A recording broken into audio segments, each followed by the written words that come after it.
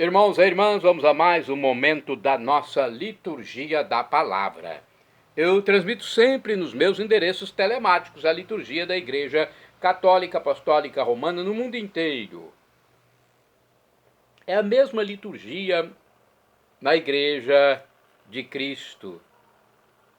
Você vai numa igreja no exterior, vai ouvir a mesma palavra de Deus. Vai aqui no Brasil, em qualquer estado, qualquer município, vai ouvir também a mesma liturgia. Que bonito, né? Isso é a Igreja Católica. Eu faço a transmissão da liturgia para ser um ajudador, um auxiliar dos presidentes de celebrações eucarísticas, da palavra, grupos de oração, pessoas que querem meditar, e faço aquilo que Jesus mandou: ide pelo mundo e evangelizai, o que de graça recebestes, deem também de graça. Meu endereço telemático é Paulo Roberto Maciel Maciel.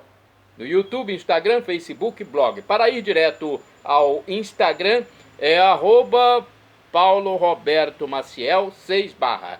Liturgia referente ao dia 31 de março de 2025, segunda-feira, quarta semana da Quaresma.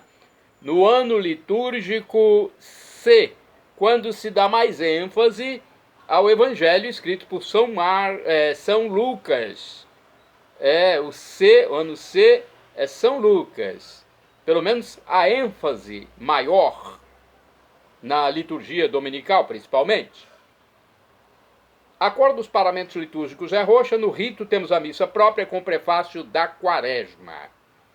Primeira leitura do livro do profeta Isaías, capítulo 65, versículos do 17 ao 21.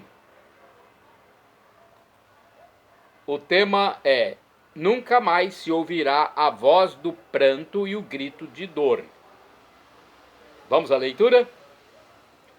Assim fala o Senhor: eis que eu criarei novos céus e nova terra. Coisas passadas serão esquecidas, não voltarão mais à memória. Ao contrário, haverá alegria e exultação sem fim, em razão das coisas que eu vou criar. Farei de Jerusalém a cidade da exultação, e um povo cheio de alegria. Eu também exulto com Jerusalém e alegro-me com o meu povo. Ali nunca mais se ouvirá a voz do pranto e o grito de dor.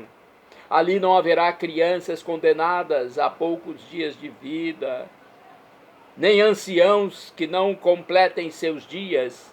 Será considerado jovem quem morrer aos 100 anos, e quem não alcançar 100 anos passará por maldito. Construirão casas para nelas morar, plantarão vinhas para comer seus frutos. Palavra do Senhor, graças a Deus. Salmo responsorial é o Salmo 29, na Bíblia Vulgata, a tradução latina de São Jerônimo, ou 30 na Bíblia de Jerusalém. Versículos 2º e 4º, 5º ao 6º, 11 ao 12a e 13b. Refrão 2º-a. Eu vos exalto, ó Senhor, pois me livrastes. Repetamos. Eu vos exalto, ó Senhor, pois me livrastes. Eu vos exalto, ó Senhor, pois me livrastes, e não deixastes rir de mim, meus inimigos. Vós tirastes minha alma dos abismos, e me salvastes quando estava já morrendo. Eu vos exalto, ó Senhor, pois me livrastes. Cantai salmos ao Senhor, povo fiel. Dai-lhe graças e invocai seu santo nome. Pois sua ira dura apenas um momento, mas sua bondade permanece a vida inteira. Se à tarde vem o pranto visitar-nos, de manhã vem saudar-nos a alegria. Eu vos exalto, ó Senhor, pois me livrastes. Escutai-me, Senhor Deus, tende piedade. Sede, Senhor, o meu abrigo protetor. Transformastes o meu pranto em uma festa. Senhor meu Deus, eternamente hei de louvar-vos. eu vos exalto, ó Senhor, pois me livrastes. Repitamos, eu vos exalto, ó Senhor, pois me livrastes. Agora vamos aclamar o Santo Evangelho, a aclamação com Amós, capítulo 5, versículo 14, e depois vamos proclamar o Evangelho de São João, capítulo 4, versículos do 43 ao 54. Então vamos nos alegrar com a palavra, vamos chamar a palavra de Deus, vamos homenagear essa mensagem que é a nossa salvação. Aclamemos então. Honra, glória, poder e louvor a Jesus, nosso Deus e Senhor. Honra, glória, poder e louvor a Jesus, nosso Deus e Senhor. Buscai o bem, não o mal, pois assim vivereis. Então o Senhor, nosso Deus, convosco estará. Honra, glória, poder e louvor a Jesus, nosso Deus e Senhor. Honra, glória, poder e louvor a Jesus, nosso Deus e Senhor. Tema do Evangelho vai: teu filho está vivo. O Senhor esteja convosco, Ele está no meio de nós. Proclamação do Evangelho de Jesus Cristo segundo São João. Glória a vós, Senhor. Pelo sinal da Santa Cruz, livra-nos Deus, nosso Senhor, dos nossos inimigos. Naquele tempo, Jesus partiu da Samaria para a Galiléia. O próprio Jesus tinha declarado que um profeta não é honrado em sua própria terra. Quando então chegou a Galiléia, os galileus receberam-no bem, porque tinham visto tudo que Jesus havia feito em Jerusalém durante a festa. Pois também eles tinham ido à festa.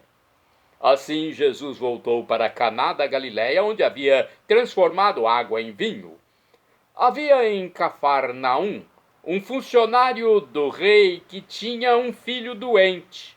Ouviu dizer que Jesus tinha vindo da Judéia para a Galiléia. Ele saiu ao seu encontro e pediu-lhe que fosse a Cafarnaum curar seu filho, que estava morrendo. Jesus disse-lhe: se não virdes sinais e prodígios, não acreditais. O funcionário do rei disse: Senhor, desce antes que meu filho morra. Jesus lhe disse: podes ir, teu filho está vivo. O homem acreditou na palavra de Jesus e foi embora.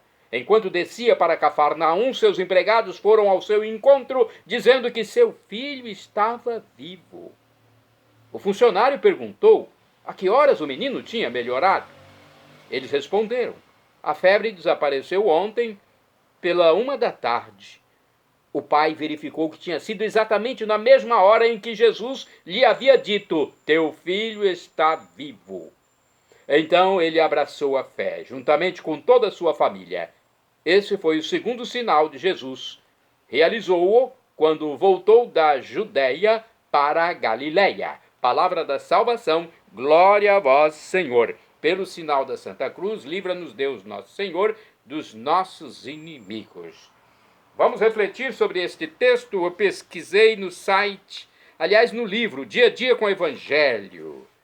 Aqui nós temos uma reflexão sobre João capítulo 4, versículos do 43 ao 54. Vejamos o que diz este livro.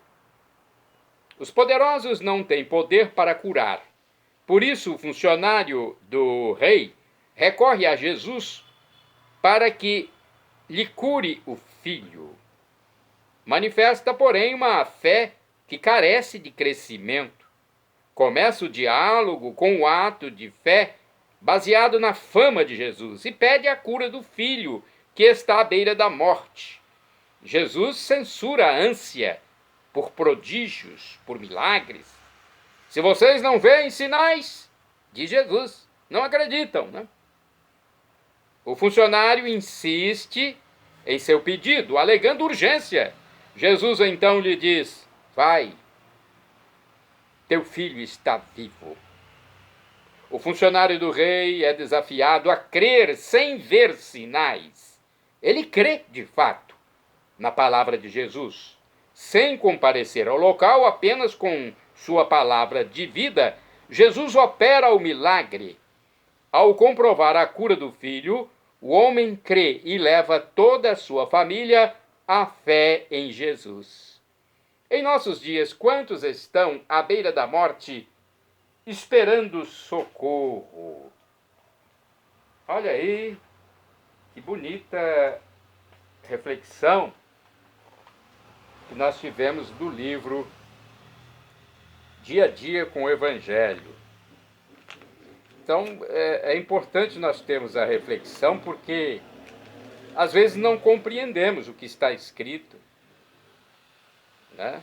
Às vezes nós lemos um texto, ficamos na dúvida, e por isso, então, eu faço sempre aqui essa reflexão, procurando em sites ou livros fidedignos, para que todos possam ter uma boa interpretação. Agora vamos aos santos do dia. 31 de março é dia de Santa Balbina. De acordo com o texto do padre Evaldo César de Souza, da Congregação do Santíssimo Redentor, ou seja, ele é redentorista, a vida de Santa Balbina entrou para a história porque ela soube conjugar fé e obras, chegando ao extremo gesto de confiança em Cristo pelo testemunho do martírio. Seu nome é venerado numa antiquíssima igreja na Via Ápia, nas proximidades de Roma, na Itália. Também existe um cemitério que leva o seu nome, supostamente, no local onde Balbina foi enterrada.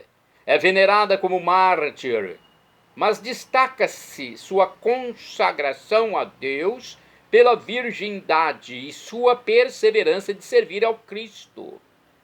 Balbina, filha do militar Quirino, foi curada milagrosamente pelo Papa e mártir Santo Adriano, que estava na prisão. Este fato levou a família dela à conversão e todos foram batizados. A santa, por sua vez, ofereceu a Deus a virgindade perpétua. Seu pai Quirino também recebeu a coroa do martírio. Sua vida era muito representada no teatro medieval, o que causa certa confusão histórica, uma vez que a arte mistura realidade e ficção. Mas é pelo teatro que ficamos sabendo do martírio de Balbina e de sua consagração. Dizem as histórias sobre ela que muitos jovens quiseram desposá-la, mas sua firmeza de caráter, a manter-se fiel ao seu voto de castidade, foi mais importante. A santa sofreu martírio sob o imperador Adriano II e encontrou-se com Deus no dia em que lhe cortaram a cabeça. Foi decapitada então.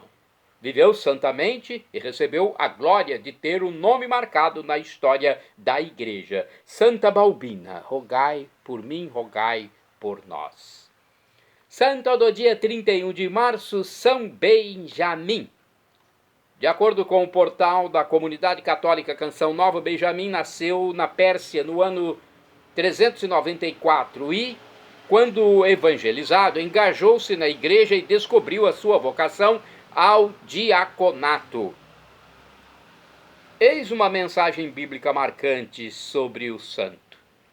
Para mim, o viver é Cristo e o morrer é ganho. Está na carta de São Paulo aos Filipenses, capítulo 1, versículo 21. Jovem mártir da igreja, Benjamim encarnou na vida as palavras do apóstolo São Paulo aos Filipenses, dando a sua vida pelo evangelho e pela conversão das almas. Naquela época, tensões políticas e religiosas entre o rei persa e o domínio romano desencadearam uma grande perseguição aos cristãos que durou cerca de 3 anos. O diácono Benjamim, cuja atividade e influência desagradaram ao rei Isdeberg, foi espancado e preso. Ele era um jovem com muito ardor apostólico e amor pelas almas. Exímio pregador, falava com eloquência, levando muitos a se converterem. Durante o período de 1 ano de encarceramento, dedicou-se à oração, à meditação e à escrita. Do lado de fora da prisão, ocorriam negociações para restabelecer a paz entre o rei persa e o embaixador de Roma. O embaixador pediu a liberdade de Benjamim. O rei consentiu, mas impôs a condição do diácono prometer não voltar a exercer o seu ministério entre os magos e sacerdotes da religião persa. Benjamim declarou que nunca fecharia aos homens as fontes da graça divina, nem deixaria de fazer brilhar diante dos seus olhos a verdadeira luz. Disse ainda que se agisse de outra forma, ele próprio incorreria nos castigos que o Mestre Jesus reserva aos servos que enterram o seu talento. Mesmo assim, foi preso em liberdade sob fiança. Aliás, foi posto em liberdade sob fiança do embaixador romano. Com a alegria singular dos que fazem o encontro pessoal com Jesus, Benjamim, agora em liberdade, rapidamente colocou-se a servir ao Senhor e a anunciar o Evangelho. Muitos sinais foram realizados. Por meio dele, cegos voltaram a ver, leprosos foram curados e muitas pessoas se converteram. Logo que Isdeberg, o rei persa, ficou sabendo das atividades do diácono, ele o intimou para estar na sua presença e, desta vez, ordenou-lhe que adorasse o sol e o fogo. Benjamim respondeu: faz de mim o que quiseres, mas eu nunca renegarei o Criador do céu e da terra para prestar culto a criaturas perecedouras. E corajosamente confrontou o rei, indagando: que juízo farias de um súdito que prestasse a outros senhores fidelidade que te é devida a ti? Furioso, Isdeberg ordenou que o torturassem em lugar público e, enquanto enfiavam farpas embaixo das unhas e em outras partes sensíveis do corpo, o impeliam a negar sua fé. Como persistiu em não negar a Cristo, aplicaram-lhe o suplício da empalação. Que coisa, que sofrimento.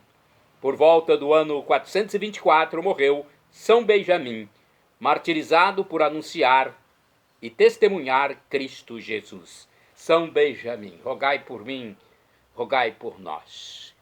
Santa do dia 31 de março, São Guido. De acordo com o site Sagrada Missão, Guido nasceu na segunda metade do século X em Casamari, perto de Ravenna, na Itália. Após concluir seus estudos acadêmicos na cidade natal, mudou-se para Roma, onde recebeu o hábito de monge beneditino. Sob a direção espiritual de Martinho, também ele um monge eremita e depois canonizado pela Igreja, viveu observando fielmente as regras de sua ordem, em oração e contemplação. Anos depois, foi enviado ao mosteiro de Pomposa. Embora desejasse afastar-se do mundo, seu trabalho como musicista era necessário para a comunidade cristã. No convento foi eleito abade por seus irmãos de congregação. Sua fama espalhou-se e seu pai e irmãos acabaram por tomá-lo como diretor espiritual, se tornando religiosos. Sentindo o fim se aproximar, Guido retirou-se novamente para a tão almejada solidão religiosa. Mas quando o imperador Henrique III foi a Roma para ser coroado pelo Papa, requisitou o abade para acompanhá-lo como conselheiro espiritual. Guido cumpriu a função delegada, se despedindo dos confrades. Na viagem de retorno, adoeceu no caminho entre Parma e Borgo de São Donino e faleceu no dia 31 de março de 1046. Milagres passaram a ocorrer depois de Guido ter morrido. Um homem cego recuperou a visão em Parma por ter rezado por sua intercessão a Deus. Outros milagres se sucederam e os moradores recusaram-se a entregar o corpo para que as autoridades religiosas o transladassem ao convento. Foi necessário que o próprio imperador interviesse. Henrique III levou as relíquias para a Catedral de Spira. A igreja, antes dedicada a São João Evangelista, passou a ser chamada de São Guido, ou Vido, ou ainda Gui, como ele era também conhecido. São Guido é o responsável pela nova teoria musical litúrgica. Desejava ser apenas um monge solitário, sua vocação original, mas nunca pôde exercê-la na plenitude. Teve que interromper esta condição a pedido de superiores devido ao dom de músico apurado, músico excelente, talento que usou voltado para a fé. Santo do dia 31 de março, Santo Amós. De acordo com o site Sagrada Missão, entre os grandes profetas de Deus, Amós foi o primeiro a deixar suas mensagens por escrito, encabeçando uma lista onde se sucedem Oséias, Isaías, Jeremias e outros. Com o desenvolvimento e a popularização da escrita se desenrolando em toda a cultura mundial no século VIII a.C., as profecias passaram a ser registradas e distribuídas com maior rapidez e eficiência do que com o método oral, expandindo a comunicação da palavra do Criador. Profetas como Amós foram pessoas com os pés no chão, profundamente conhecedoras da vida de seu povo e de sua realidade, extremamente sensíveis a Deus. Por isso, foram escolhidos e se tornaram anunciadores da vontade divina para aquele momento histórico. Eles denunciaram tudo aquilo que feria a vontade do Criador. As profecias de Amós ficaram para a posteridade, mas pouco sobreviveu de sua história pessoal. Sabe-se que antes de se entregar totalmente à sua religiosidade, Amós foi pastor de ovelhas em Táqua, nos limites do deserto de Judá, com um pequeno sítio, talvez em condições razoáveis para garantir o sustento de si e sua gente. No local permaneceu muito tempo, pois nem pertencia à corporação oficial dos profetas. Teve um curto ministério religioso na região de Betel e Samaria, mas foi expulso de Israel, voltando à atividade anterior. Pregou depois durante o reinado de Jeroboão II, entre os anos 783 e 743 a.C. Julgam os historiadores que Amós era ainda muito jovem, quando recebeu um chamado irresistível de Deus para proclamar suas mensagens. Os escritos registram também que seu trabalho espiritual abriu uma esperança para o povo que sentia o peso do Senhor sobre certos habitantes. Seu ministério profético aconteceu quando o povo de Israel vivia a divisão entre norte e sul. Amós, embora originário do sul, profetizou no norte, que viveu anos de instabilidade econômica alternados com anos de prosperidade. Se por um lado havia luxo e fartura, por outro empobrecimento e miséria. E Amós deixou claro que, junto a tudo isso, veio a decomposição social, a corrupção religiosa e a falsidade no culto. O culto, em sua falsidade, encobria, na verdade, o grande pecado, a injustiça contra o povo. Shalom Adonai é uma expressão hebraica que significa a paz de Deus, é o que eu desejo para todos vocês, irmãos e irmãs. El Shaddai, também do hebraico, significa Deus onipotente, Deus todo-poderoso. Ele proverá aquilo que você deseja, se for para o seu bem. O professor e escritor de mais de 100 livros da Igreja Católica, Felipe Rinaldo Queiroz de Aquino, em seu canal no YouTube, onde responde às nossas dúvidas, diz que Deus pode nos dar uma dessas 3 respostas quando suplicamos algo. Sim, não ou espere. Qualquer das 3 devemos acatar. Afinal de contas, estamos lidando com o nosso Pai Celestial, o Criador de tudo, que é onisciente. Até na Terra, nosso Pai físico nos dá um não quando vê que é melhor para o filho. Imagine Deus, que é onisciente, onipresente, onipotente.